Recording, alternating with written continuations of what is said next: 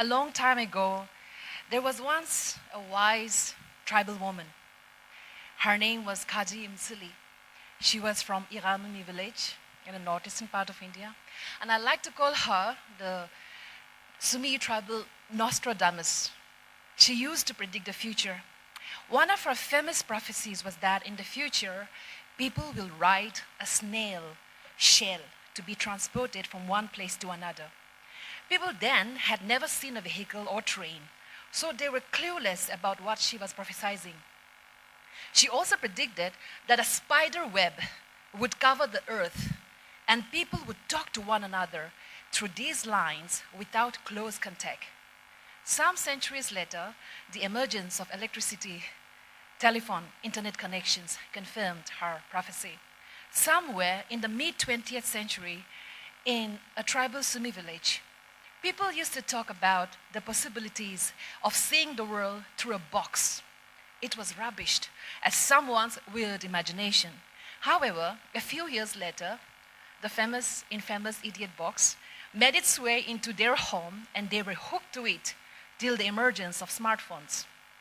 In the 1980s, we were told that computers would replace typewriters one day and all clerical work would be streamlined through computers.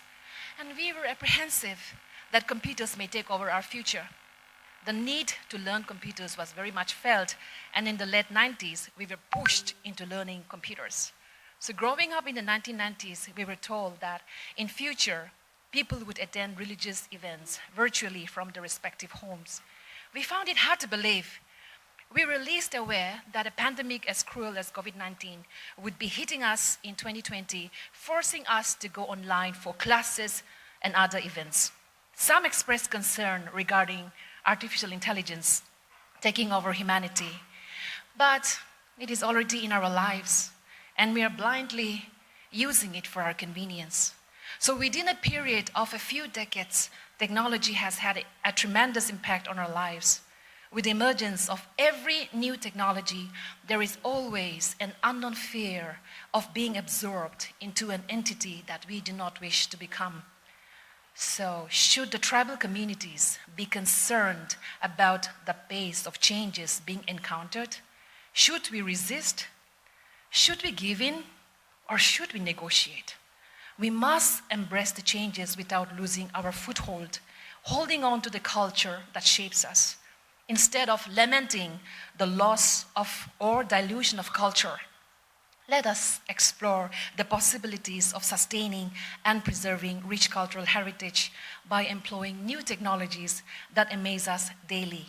On that note, the Center for Tribal Studies at the University of Delhi attempts to seize the opportunity to contribute meaningfully and realistically to a better, honorable descent and dignified living for all. So on behalf of the Center for Tribal Studies, Delhi University, I would like to extend my heartfelt welcome to our Honorable Chief Guest, Srimati S. Pangnon Konyak, the Honorable Member of Parliament of Rajya Sabha, the first woman from a very patriarchal state, Nagaland, to be elected as the MP of Rajya Sabha. And also Professor Balram Pani, the Dean of Colleges, one of the strongest pillars of the university, who will be presiding today's event.